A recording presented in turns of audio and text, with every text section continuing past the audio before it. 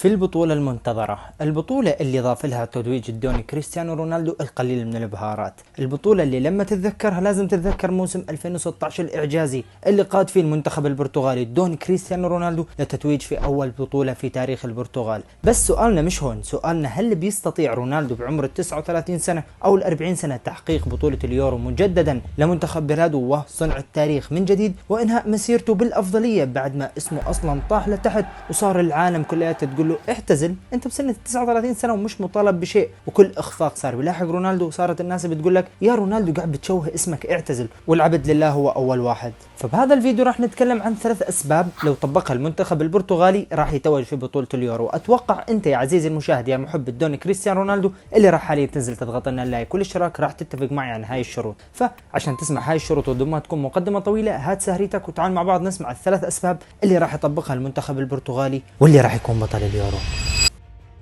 اول سبب من الاسباب، تعالوا نرجع لورا شوي لعام 2022 قبل سنتين، يعني قبل سنتين موسم 2022 مش قبل كم شهر، لما رونالدو كان في كأس العالم كان المنتخب البرتغالي في ذلك الوقت بمر بعديد من المطبات اللي ممكن تواجه المنتخب البرتغالي. احد هاي المطبات اللي كان بتواجه المنتخب البرتغالي هي اللعب الفردي، يعني شفنا منتخب بيعج بالنجوم وكل واحد بده يكون نجم البرتغال الاول، وكل واحد بيحاول يسرق النور من كريستيانو رونالدو انه انا نجم البرتغال الاول مش رونالدو، وهذا الشيء شفناه بكذا مره، حتى شفنا في لقطه سجل فيها برونو فرنانديز هدف بس رونالدو في ذاك الوقت راح يقول للحكم انه لا انا اللي سجلت هذا الهدف. على فكره الامر مش بس معكوس على المنتخب البرتغالي بل معكوس على انانيه رونالدو في كاس العالم، بس صراحه في وقتها لا كان يلام لانه كان طالع من مانشستر يونايتد اللي كان فيه اصلا دكه واللي كان قاعد بيحاول يصنع اسمه من جديد، خصوصا انه كان في كاس العالم جاي على مرحله هو ل6 شهور ما لعب او ما شاف الملعب، وقبلها كان اصلا مر بحاله وفاه اللي توفى فيها ابنه، حتى انه شفنا في اللقطه اللي جماهير ليفربول صارت الدقيقه 7 تصفق للدون كريستيانو رونالدو. اول نقطه من اصل ال3 نقط اللي لازم يطبقها المنتخب البرتغالي، ما كل واحد يلعب بس من اجل اسمه او يلعبوا بشكل فردي، بل بالعكس لازم يتعلموا من منتخب الارجنتين اللي قدم الروح القتاليه والروح المعنويه لشعار المنتخب مش للشعار الفردي، يعني كلياتهم لازم يلعبوا كلياتهم سواء رونالدو او برونو فرنانديز او العديد من النجوم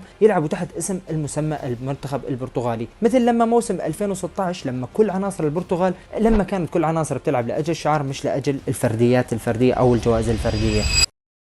هاي النقطة راح تقود المنتخب البرتغالي باللي بيعج اصلا بالنجوم لتتويج، خصوصا لما تكون عندك دافعين خارقين ووسط خارقين وهجوم خارق، فلما كلياتهم يتحدوا تحت فنياتهم او كل واحد يعتمد على موهبته عشان يحقق البطولة للمنتخب البرتغالي مش عشان يحققها لاسمه الشخصي او عشان يظهر للاندية او للسوشيال ميديا، هاي النقطة راح تكون جدا قوية ليحقق فيها المنتخب البرتغالي بطولة اليورو. انما النقطة الثانية ما بتقلش اي اهمية على فكرة عن النقطة الاولى، لانه رونالدو حاليا في 39 سنة من عمره. النقطة الثانية من اصل ال3 نقط هي لانه رونالدو ما لازم يكمل ال90 دقيقة او ال120 دقيقة يلعب داخل ارض الملعب. نعم يا عزيزي اللي انت بتحب رونالدو لازم تعرف انه فعليا رونالدو جبار وخارق ومتمكن وصنديد ومقاتل ورجل وشجاع وصنديد وكل شيء، بس الى انه العمر فعليا له احكام. انت مدرك الى انه رونالدو قبل كم يوم لما لعب مع مباراة النصر والهلال 120 دقيقة شفنا رونالدو بوقف بحالات تسلل شنيعة جدا، شفنا رونالدو باكثر من هجمات موقف بالتسلل ما بيحاول يركض، ترى لا يلام، بدنيته قاعد بتساعده لانه يقاتل فعليا، بس لازم يلعب 70 60 دقيقة،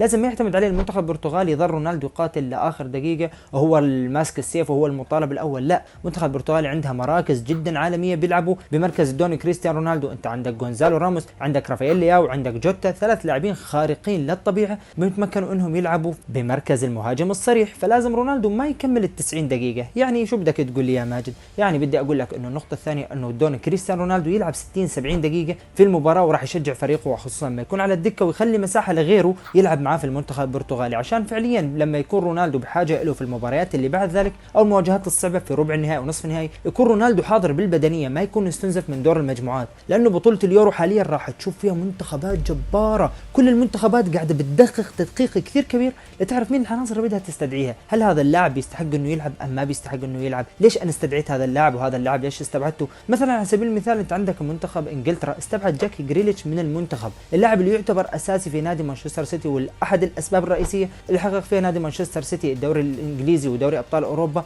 ما استدعوا للمنتخب الانجليزي هذا، وان دل بدل على احراص كل المنتخبات على العناصر اللي مستدعيتها، فراح تكون بطوله مش صعبه، ورونالدو حاليا داخل على 40 سنه ما راح يقدر يقاتل معه 90 دقيقه، فانك تدخله 60 70 دقيقه يقدم افضل ما عنده بال70 دقيقه ويعرف حاله انه راح يلعب 70 دقيقه بس، راح يكون جدا نقطه حلوه للمنتخب البرتغالي وراح تمد بعمر المنتخب البرتغالي في بطوله اليورو. انما النقطه الثالثه واللي انا شايفها اهم اصلا من النقطه النقطتين الثانيات. المنتخب البرتغالي في آخر فترة شفنا إلى أنه بيلعب باسم النجومية، يعني بيجيب اللاعب هو المنتخب البرازيلي، هذول المنتخبين غريبات جدا، بيستدعي اللاعب حسب نجوميته مش حسب أهميته داخل أرض الملعب. يعني هذا اللاعب وين بيلعب؟ مثلا بيلعب بنادي ريال مدريد، أوكي هاتوه هذا بيفيدنا، ليش؟ والله لأنه بيلعب بنادي ريال مدريد، بس داخل أرض الملعب هل أنت محتاجه أم لا؟ هذا الشيء اللي شفناه ظلم من المنتخب البرتغالي في كأس العالم. لما تشوف لاعب مثل فيتينيا، اللاعب اللي أصلا أكثر من رائع المهاري في خط الوسط، واللاعب اللي بيمتاز أصلا إنه يلعب أساسي في المنتخب البرتغالي، ميزة هذا اللاعب إنه مهاري وخفيف وبيعرف يخرج بالكرة من الضغط العالي. يعني لو كان في الضغط عالي من المنتخب الخصم على المنتخب البرتغالي بيعرف يطلع بالكرة. وعلى فكرة لما شارك في مباراتين في كأس العالم وفي تصفيات كأس العالم اللاعب كان واضح عليه هاي النقطة، بس سانتوس في ذلك الوقت كان عنده نقطة، إلا أنه لا، أنت شو نجوميتك عشان تلعب في كأس العالم؟ شفنا بيبي بيلعب على لاعب اسمه دا سيلفا مدافع بنفيكا اللي اصلا كان مرشح في كأس العالم انه يقود المنتخب البرتغالي في خط الدفاع مع روبن دياز، بس فعليا هذا المدرب راح وحاليا اجاهم مدرب اكثر من رائع، عملاق تفكيره اكثر من رائع، وصل منتخب بلجيكا لنصف نهائي كأس العالم في موسم 2018. النسخة الحالية من اليورو ما راح تكون سهلة، فلازم تعتمد على الاسماء اللي انت محتاجها. في نسخة كأس العالم ظلمت فيليبس اللي حاليا اصلا نادي بايرن ميونخ ونادي مانشستر سيتي والعديد من الاندية منهم نادي ليفربول قاعد بيتنافسوا عليه، ظلمت فيتينيا، ظلمت لياو، ظلمت جوتا، ظلمت العديد من العناصر، لدرجة انه جو فيليكس كان قاعد بيلعب اساسي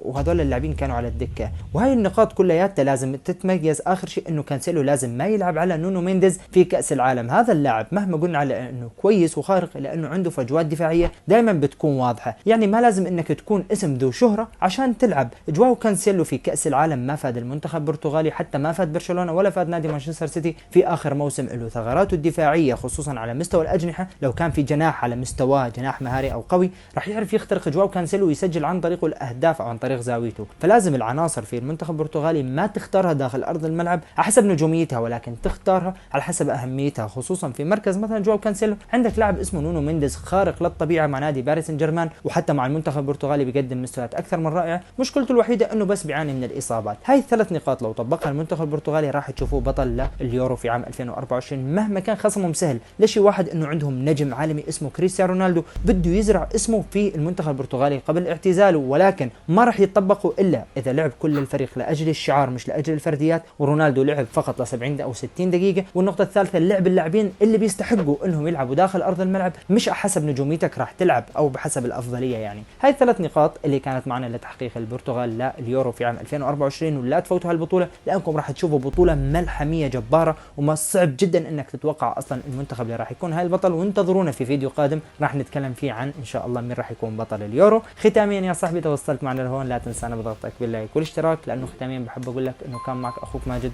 وشكرا جزيلا لكم على دعمكم. لا تنسى تشير هذا الفيديو لاصحابك وتصلي على حبيبك الرسول، والسلام عليكم.